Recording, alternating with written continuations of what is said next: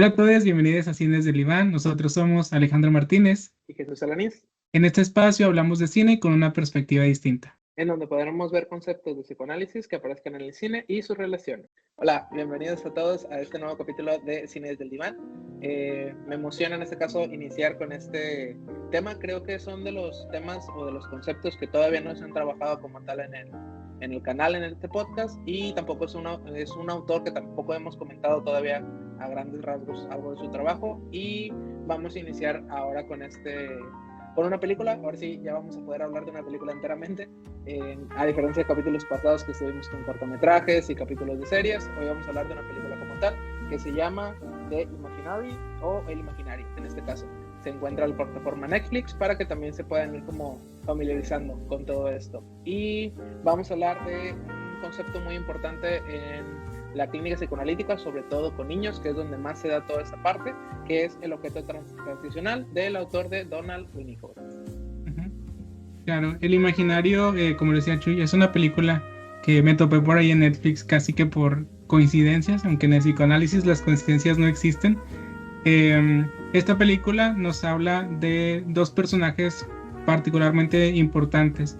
Por un lado, Amanda, que es la protagonista, bueno, no es la protagonista es el otro, pero es una niña, no recuerdo si mencionan por ahí la edad, pero es una niña que vive con su mamá. Su padre fallece, entonces está a cargo de su madre, y tiene un amigo imaginario que se llama Roger, no Roger, Roger, con U.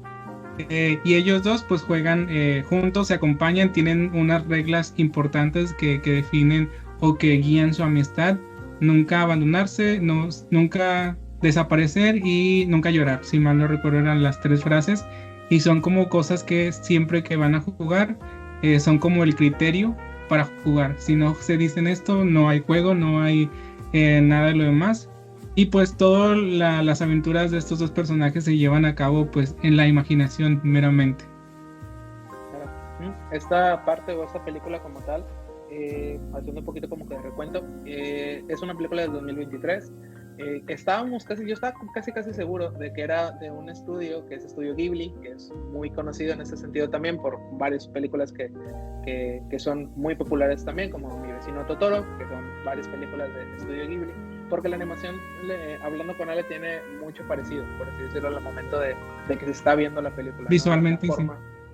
Visualmente, en cuestión de las formas, en cuestión como de algunas como estructuras que maneja muy bien Estudio Ghibli, pero es de un estudio que se llama Ponok, justamente, gracias a Ale, que revisándolo un poquito súper por encima, pero tiene 3 películas como tal y también unos cortometrajes. Técnicamente también es reciente. El concepto como tal de esta película, así como lo decía Ale, el tema de Amanda y en este caso de Roger, como tal es un amigo imaginario, que esa es como la cuestión que me llama mucho la atención. Y recordando y asociando otras cosas, pensaba en alguien que ya habíamos hablado en otro momento, del personaje Intensamente, el amigo imaginario de Ray, Bing Bong, que tiene mucho que ver con algo parecido. Y también hay una secuencia muy parecida en Los Amigos Imaginarios, que también recordaba esta como tercer ejemplo de Mansión Foster. Era una caricatura de Cartoon Network que marca la misma línea de los niños tienen esos amigos imaginarios, llegan a cierta edad y posteriormente llegan al olvido, ¿no? O llegan como a irse desapareciendo.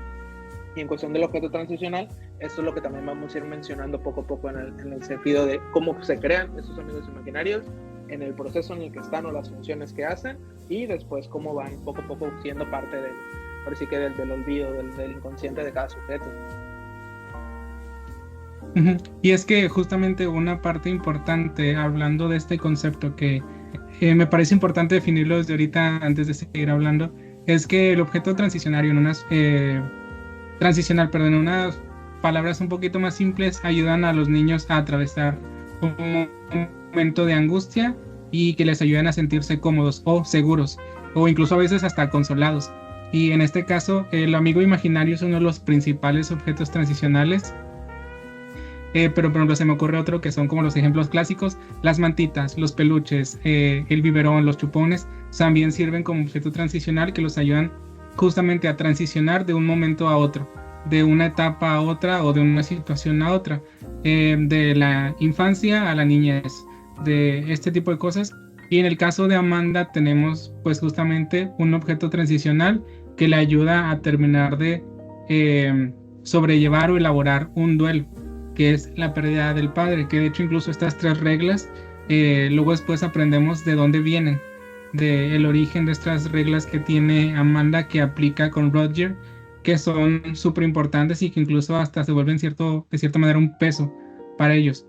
Pero estos amigos imaginarios, y de hecho si recordamos ahorita que mencionabas la mansión Foster, cumplen exactamente esa misma función. Llegan los amigos o se producen los amigos imaginarios en un momento importante de la vida de estos niños cuando los necesitan para algo.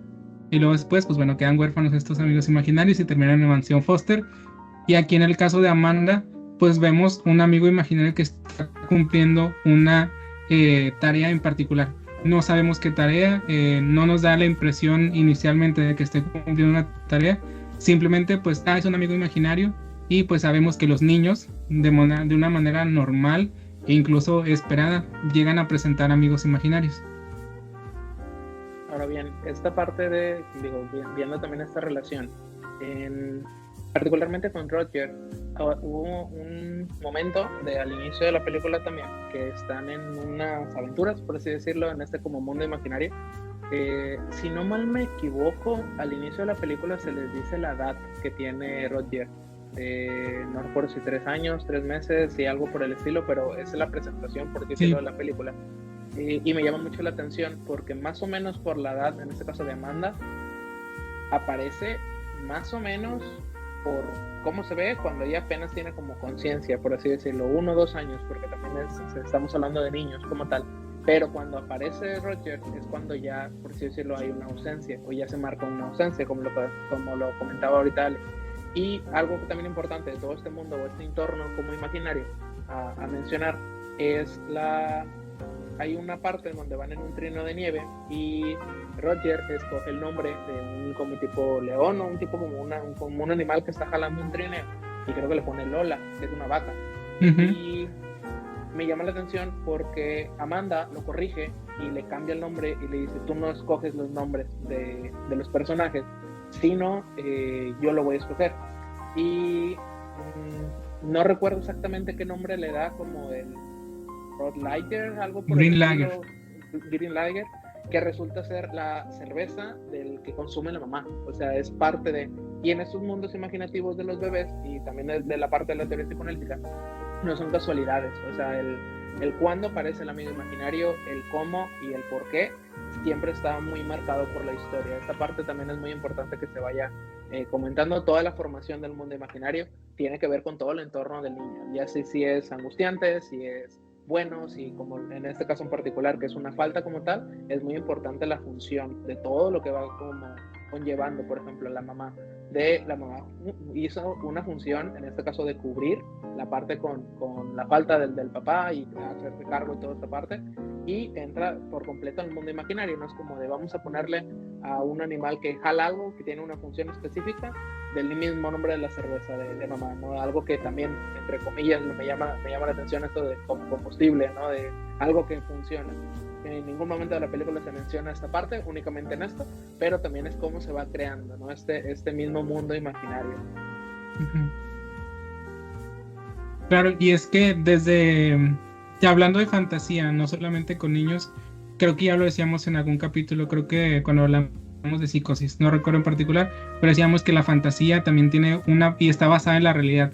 Necesitamos un poco de realidad para que la fantasía tenga un sustento en el que continuar expandiéndose, y es lo que vemos que hace constantemente Amanda en estos juegos. Necesita una caja con un peluchito de una vaca o un Jack, no sé qué era, que le da esa idea de esto va a ser un trineo que está siendo jalado por este animal y demás, y esas otras cosas que van agregando, que digo, ya en un proceso analítico con un niño o una niña, ya vamos identificando, bueno, qué onda con esto, que como decíamos, bueno, a mí también me llamó mucho la atención cuando dice, se va a llamar Green Lager o algo así, dice Roger, es como la cerveza de mamá, o se hace esta mención como el por qué, que bueno, ya es donde nosotros nos dedicaríamos a ver y a ir interpretando esas situaciones que van fundamentando la realidad, porque no es que simplemente se le ocurrió de la nada, sino que tiene un trasfondo todo lo que está sucediendo en esto imaginario, que de hecho desde ahí me encanta el nombre de la película, El Imaginario, por todo el simbolismo que conlleva en esto. Pero teniendo, bueno, ya esta parte, decíamos, tenemos a este amigo imaginario, a Roger, que está cumpliendo esta función, ya que sabemos que cumplen una función de consolarla, de mantenerla acompañada y segura, y sobre todo constantemente recordándose estas 3 reglas: el no llorar, no desaparecer, nunca irse o algo así. No recuerdo, no tengo muy presentes las reglas en el momento, pero se van acompañando. Pero llega un punto en donde se vuelve también un poco restrictivo para Roger estas reglas, porque para Amanda es no te puedes ir porque vas a desaparecer, y comienza también él a cuestionarse y descubren poco a poco que sí se puede alejar, que sí puede estar en otros espacios y no solamente donde Amanda lo dice. Pero también es por justamente este temor o este miedo a la pérdida que viene atravesando Amanda, es que si te vas de aquí pues te voy a perder también, y por eso se vuelve muy significativo que sean tan constante la repetición de las 3 reglas. Para algo que también constituye mucho esta parte, así como me lo menciona Ale, de, vaya, tanto de la creación, tanto de la forma, o sea, de las funciones, por así decirlo, cómo se va creando tanto esto como el trineo, estas como funciones como tal, y estas como repeticiones que se marcan mucho.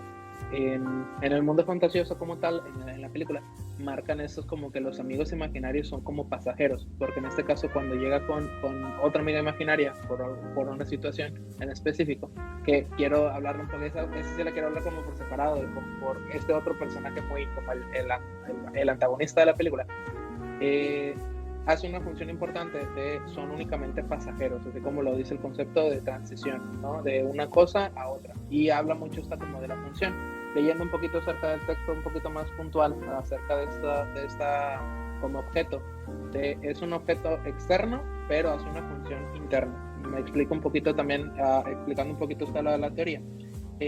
Al momento de que nace, por así decirlo, un bebé, Willicott nos dice de el bebé fantasea con una sola cosa, que es como el alimento, ¿no? En otro momento hablamos eso como de las fases psicosexuales, y la primera que nace desde el nacimiento es la oralidad, es la parte importante de la teoría. El primero la comida, el primer chupeteo, pero no puede estar comiendo todo el tiempo, ¿no? Así que el bebé, en forma de sustituto, lo explica Winnicott, que se crea, por así decirlo, este objeto, o que no me equivoco, es kleiniano este concepto de Melanie Klein, el de pecho, por así decirlo, imaginario, el pecho imaginario de mamá, ¿no? Que aparte de ser alimento, también da consuelo, el saber que el bebé existe, por así decirlo. Al momento de que el bebé está teniendo esas sensaciones, por automático está haciendo que funcione.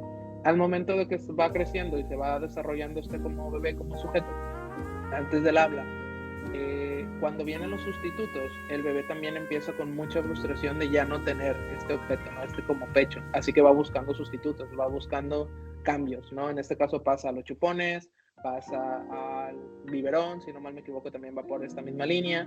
Es muy característico también que los pulgares de los bebés empiezan como a hacer esta función de su mismo propio cuerpo, y como más se va desarrollando, así como lo vemos en la película, no sabemos exactamente cuándo aparece Roger en esta línea como tal, ya no lo aparece como personaje, pero hace una función importante de llenar como vacío, a final de cuentas para Amanda, y como comentaba en esa parte con el papá. Y ahora, esta función que dice Amanda en una discusión, si no me equivoco, en el estacionamiento, le dice Roger le demanda de que él no va a desaparecer, independientemente de lo que pase, lo que comenta ahorita, de quieras o no, aquí casi voy a estar, ¿no? Y eso es una postura muy, muy interesante que me llamó y me atrapó mucho en la película, de cómo el amigo imaginario persiste, ¿no? Y en el caso, por ejemplo, de Bimbon, recuerdo que también está ahí tratando de sostenerse de lo que sea para poder ser recordado, ¿no? Como el decir de, yo jugué con ella, yo le ayudé en las crisis de los 3 años, en los juegos, en el imaginario, en la creatividad también. Y en Mansion Foster, si no mal me equivoco, también Blue hace la función de amigo por el hermano, si no mal me equivoco. Son los primeros capítulos de Mansion Foster, que Blue es creado porque Mac es como maltratado del hermano mayor, se encuentra muy solo por los papás ausentes, si no mal me equivoco, y Blue hace este consuelo, ¿no? Pero también es condicionado al hecho de que Blue tiene que estar aparte, donde Mac ya es grande, por así decirlo, y no se permite tenerla como la imaginación. Ahí es donde empieza esta línea de como de castrar también a este niño de los amigos imaginarios son únicamente para niños y no son reales. Y estos típicos comentarios de los papás, ¿no? Digo, lo veremos también en esta parte, porque el antagonista trata de ver toda esta parte. Claro, y es que esta película me parece importante porque parece tener varios antagonistas. Ya al antagonista en el sentido de ir en contra de esto imaginario, porque la mamá desde el principio es que Roger no existe, es que eso no es real. Y de hecho hay un momento donde, justo donde entra este otro personaje, el que parece el antagonista principal, donde la mamá le están diciendo sobre lo que pasó y la mamá le dice, me preocuparía si fuera alguien real, o no me voy a preocupar por alguien que no es real. Una de estas dos comentarios, pero la misma intención, donde se va viendo como la castración se ve bien violenta a veces para los niños en ese sentido, particularmente con la realidad, que la fantasía siempre va a ser una parte importante del desarrollo psíquico en este sentido, pero llega un momento donde comienza a tener que haber una diferenciación más latente y más directa, y es donde ahí vemos cómo se va viendo a veces bien agresiva. Pero este otro personaje justamente va, si bien la madre dice no es cierto, continúa y no deja que se pierda del todo esa fantasía de Roger, porque le sigue poniendo su tacita de chocolate, le sigue tratando, dirigiéndose, le da su lugar en ese sentido. Mientras que este otro personaje, no recuerdo cuál es el nombre pero me recordaba mucho al villano de Sonic, al del bigotito. No sé por qué se vio esa asociación. Pero Mr. él, Bunting. ándale, él consume a estos amigos imaginarios. De hecho, algo que pensaba mientras veía la película y antes de de grabar, pensaba que a veces hasta podría parecer como esa figura del analista que viene y cuestiona a esos amigos imaginarios y que va ayudando a transicionar y a resolver cualquier conflicto que esté pasando, pero que resolver ese conflicto implica también, de cierta manera, aceptar la pérdida de ese amigo imaginario. Ahora, este punto justamente en la película que es un gran desarrollo, hay una parte que ahí me quedó un poco como pensativo, digo, tampoco de tanto tiempo, pues, desafortunadamente por trabajo no se da el asimilarlo con mucho más tiempo, que me encantaría poder hacerlo. En esta escena del estacionamiento, cuando aparece Mr. Bunting y una niña gótica, algo por el estilo, provoca un accidente. ¿Por qué? Porque este Mr. Bunting, la función que él hace es que al parecer él es un amigo imaginario que se negó, por así decirlo, a pasar a ser amigo imaginario, y consume amigos imaginarios un poco más puros, que es el tema que trabaja con Roger, perdón.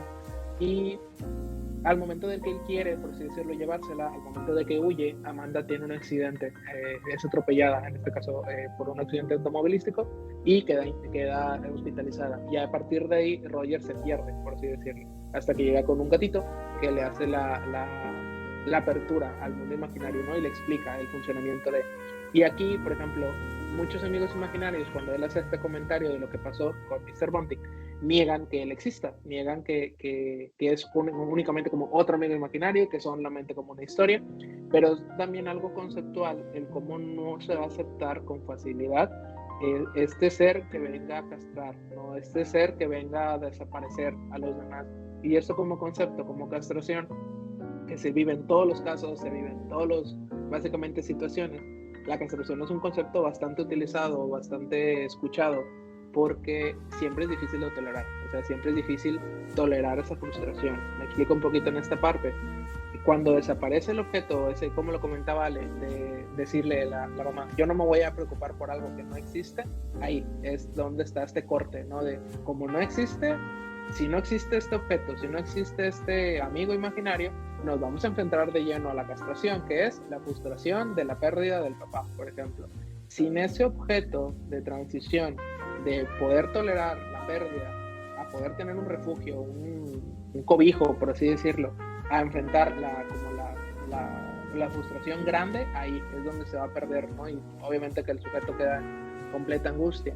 Es la importancia también de esta transición, de este objeto de cómo va pasando. Y también, como lo comentaba también Ale, creo que es hasta cierto punto normal que los niños tengan, es muy común que los niños tengan bastante imaginación, que estás jugando con un niño o estás en un caso con un niño y se le ocurren personajes e historias y mundos y empiezas a crear todo este tipo de cosas.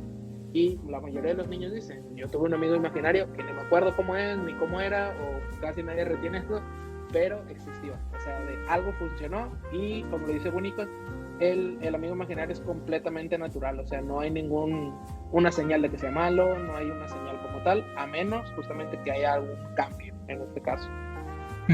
Sí, ahí nada más.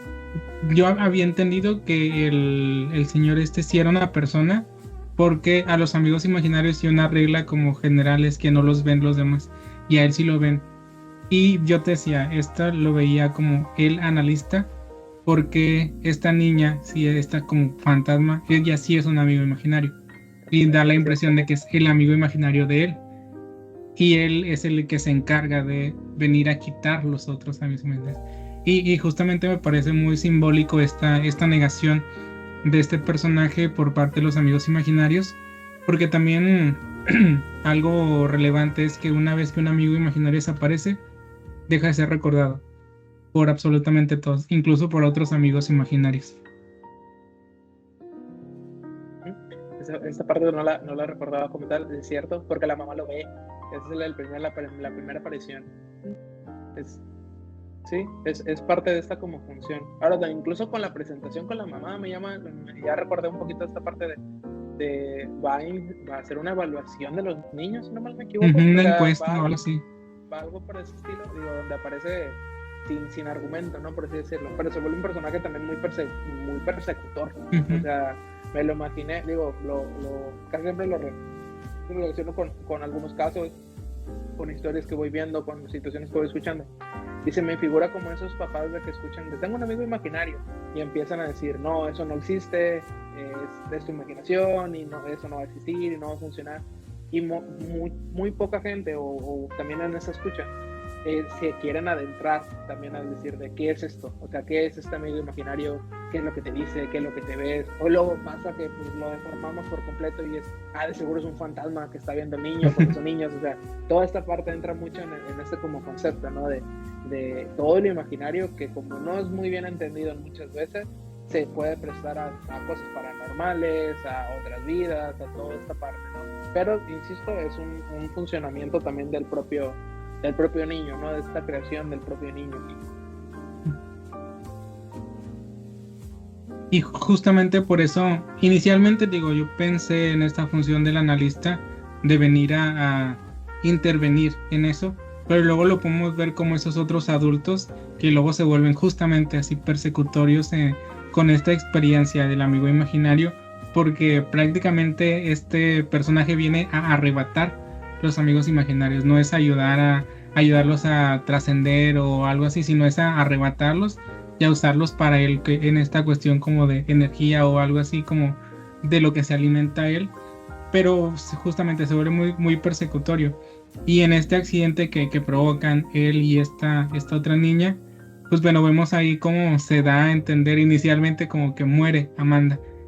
Y entonces, y pues bueno, muere el niño que produce al imaginario y el imaginario desaparece. Y es donde entonces es rescatado por Sahar o algo así, no recuerdo cómo era el nombre del gato. Solo recuerdo que tenía un ojo rojo y un azul. Es donde él le acompaña y se vuelve como este guía hacia llevarlo a otros amigos imaginarios. Y él continúa con esa aventura en el regresar, porque justamente ya lo decíamos desde un principio, había este rechazo a desaparecer. Porque por un lado la tarea por la cual había sido creado no había sido cumplida. Y es algo que me parecía muy significativo de ver a otros amigos imaginarios congregados ahí, porque implica que entonces no cumplieron con esa tarea de la razón por la que fueron creados. O por ejemplo, a lo mejor como en el caso de Amanda, que fallece o tiene un accidente o algo así, entonces se queda a medias esa tarea y por lo tanto pues su existencia se ve comprometida en ese sentido, porque cuando sí cumplen esa tarea se ve como trascender de una manera casi muy espiritual. Ahora también en esta parte, revisando también, Hinsan es el nombre del gato, de este personaje, Hinsan. Hay algo en particular que también revisando un poquito lo del texto de Winnicott, que también se me hizo importante. Vaya, esta misma escena de la mamá, de cuando llega el Mr. Bunstein, vaya, sigue siendo una persona normal, pero con algo normal, ¿no? Con eso como de una encuesta para los niños. Y luego de repente que solo se conteste y diga de ya se respondió, porque ya había visto en este caso a Roger, ¿no? Y algo en particular que también estaba revisando es que puede generar como pregunta: ¿cuándo desaparecen? ¿Cuándo es el tiempo pertinente? Poniéndolo en este ejemplo, supongamos que una persona de 40 años sigue diciendo que escucha y vea su medio imaginario. Por ende, en la parte, me atrevo a decirlo, en la parte psiquiátrica, y también nos lo dice Winnicott, vamos a etiquetarlo como locura, no como esquizoide, como esquizofrénico, ese tipo de cosas, porque hay un diagnóstico asegurado, ¿no? Y en la parte, como por ejemplo, como analistas, lo podremos poner en este caso como psicótico, ¿no? El hecho de estar escuchando y viendo a otra persona, ¿no? Pero en los adultos ya se presta esta como deformación, porque podríamos poner como en palabras así como anormal el que aparezca estos personajes, ¿no? En la vida como adulta, como tal. ¿Qué es lo que usualmente como se deforman estos amigos? Muchas veces a la gente, por ejemplo, que le gusta escribir, quienes hace este tipo de proyectos, a imaginar, ¿no? Hacerlas, convertirlas en arte, plasmarlas afuera, ¿no? El hacer todas las funciones, pero hacia afuera, de una manera narrativa, explicativa, artística. Siguen siendo algo proyectivo, que es algo que nos comenta Winnicott muy importante. Es casi siempre todos estos amigos imaginarios, ustedes imaginarios, son proyecciones de algo que está sucediendo. Y, por ejemplo, en los niños, comentaba esta parte de este desapego, del desapego del amigo imaginario, cómo se va dando. Ya una vez que se cumple la función, en este caso del amigo imaginario, en este caso de Amanda, de cómo asimilar esa pérdida y empezar a madurar, poco a poco es lo que va haciendo desaparecer, por así decirlo, a Roger. Y la parte importante, lo que sigo comentando, me trajo mucho en la película es esa negación, del decir de, no, yo siempre voy a estar, y quieras o no, y me veas o no, como quiera voy a estar, ¿no? Este ejemplo del estacionamiento es una escena que se me hace muy importante de, aunque tú no me veas, aunque tú no me escuches, yo aquí voy a estar, ¿no?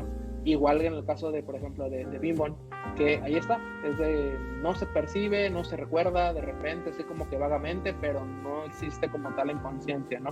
Ahí cómo se persiste todo esto, pero también es como, es ese puente, ¿no? De cómo se van borrando, cómo se van quitando, entre comillas, esos personajes. Uh-huh. Justamente esa parte me parece importante, como ese puente que se va borrando, porque lo vemos muy bien representado tanto en Bimbon como en esta película, con los amigos imaginarios que a lo largo de la película vamos viendo cómo desaparecen. Se encuentra primero y se enfrenta a Roger a la idea del desaparecer, primero cuando ve a otro amigo imaginario desapareciendo y que le dice, bueno, es que mi niña, o creo que era mi niño, no recuerdo, me está olvidando porque ya no me necesita. Y vemos como esa transición donde a lo mejor a veces con Roger el proceso es más claro y vemos cómo va este crecimiento donde Amanda lo va dejando de necesitar o finalmente entiende que no lo necesita y que ella va a estar ahí, y que esos vínculos tanto con su padre como con Roger se mantienen, y que pues es parte como de las tareas del duelo importantes, ese mantenimiento a largo plazo del vínculo, pero que se enfrenta él a esta posibilidad y justamente se van como me recuerda el de Infinity War, donde se van desintegrando un poco, pero con lucecitas, un poquito más llamativo, pero se van borrando poco a poco, o incluso como en Coco, cuando están desapareciendo. Sí, cuando están desapareciendo, comienzan como este parpadeo y esta difuminación de los colores y demás, donde ya se está perdiendo definitivamente como esa existencia de esos amigos imaginarios. Y es un proceso que van atravesando, pero cuando están listos los niños también para dejar detrás a ese amigo imaginario.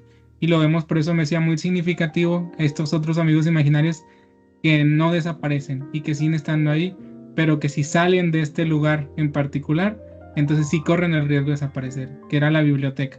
Y ahí explican, y también justo me recordó por lo que decías de esta parte proyectiva en el arte, en la literatura y demás, porque justamente es, y lo decía uno de los personajes, es a través de los libros que podemos seguir obteniendo como esa energía vital, digamos, como esa historia, esa imaginación que está impresa en estos libros, que pueden estar ahí. Fuera de ahí les es imposible seguir manteniéndose pues ahora sí que manteniendo la existencia.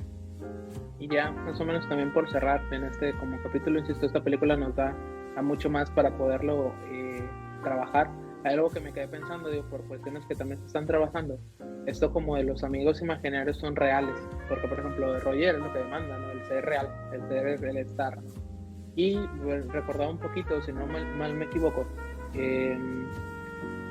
por las coincidencias y más o menos también lo que más o menos ha trabajado, el real no necesariamente tiene que ser como realidad, no hay una como gran diferencia ahí, que digo, esto es todo un tema trabajar de qué es real, qué es realidad, todo ese tipo de cosas.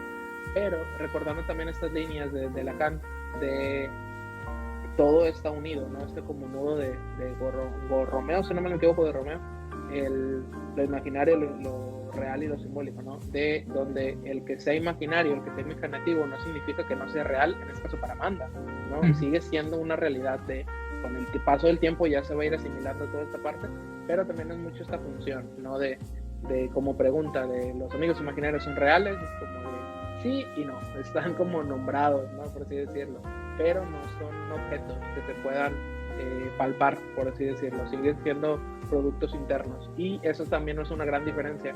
Incluso este juego como que también se hace en la película, que recordando por ejemplo Coco, recordando Mansion Foster, recordando lo de Bing Bong, y que me atrevo a decir que hay muchísimos más ejemplos en series, en películas y todo esto, de todos los amigos imaginarios tienen un solo lugar, ya sea en Coco como el puente de la otra vida, en Mansion Foster una mansión específica por amigos imaginarios, en el caso de esta película la biblioteca, que es formada por toda la imaginación de todo lo que se ha pensado por diferentes niños, ¿no? O sea, sigue siendo un mundo completamente conectado con la realidad de los objetos, de las personas, pero no son palpables y son completamente como olvidables, ¿no?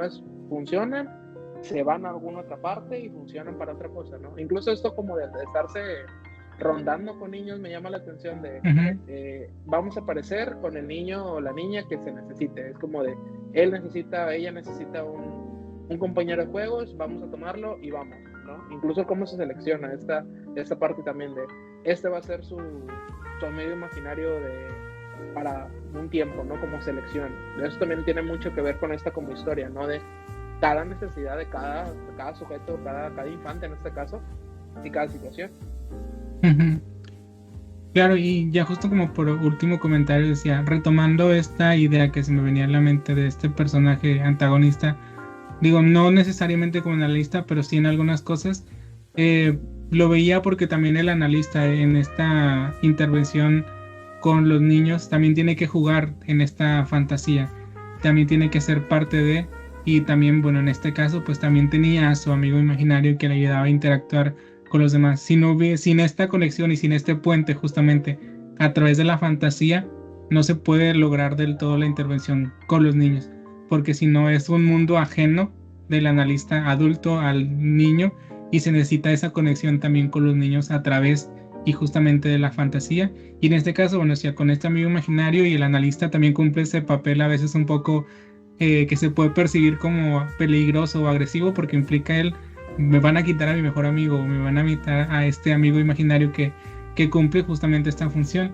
Y que agregar que incluso si bien los amigos imaginarios son como propios de la infancia, y si no luego ya pasan a hacer otras cosas, el objeto transicional como tal no es algo que solo se dé en la niñez, porque el objeto transicional cumple esta función que, como le decíamos, bueno, es de transición, y vamos transicionando de cosas y momentos y situaciones a lo largo de la vida. Entonces los adultos vamos encontrando otros objetos transicionales, pero se mantiene como ese concepto, y aquí solo estamos hablando como los amigos imaginarios y a través de toda esta dinámica dentro de lo imaginario.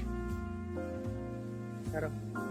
Ahora, invitarlos también a seguir como reflexionando, insisto, los invitamos mucho a ver esta película si les gusta este tema de forma de cine como tal, de verlas en las películas como en animación, que tienen muchos mensajes muy, muy floreados en todo este tipo de casos, de conceptos como tal, que nos gusta justamente trabajar esta parte, aparte de que son películas muy ligeras también de empezar a trabajar. Los seguimos invitando también a que nos puedan ir dando sus opiniones, dando sus comentarios acerca de tanto del trabajo, tanto de esta parte como de las películas, y de esos como conceptos también que se van a ir trabajando. pero considero que hasta el momento vamos a ir cerrando por acá este capítulo y nos estaremos viendo en el siguiente capítulo de Cine desde el Diván. Cuídense mucho. Nos vemos. Gracias a todos por acompañarnos en el capítulo de hoy. Recuerden que pueden seguirnos en nuestras redes para más contenido. Si nos escuchas desde Spotify, no olvides darnos clic en las 5 estrellas y seguirnos en YouTube con tu like y compartir.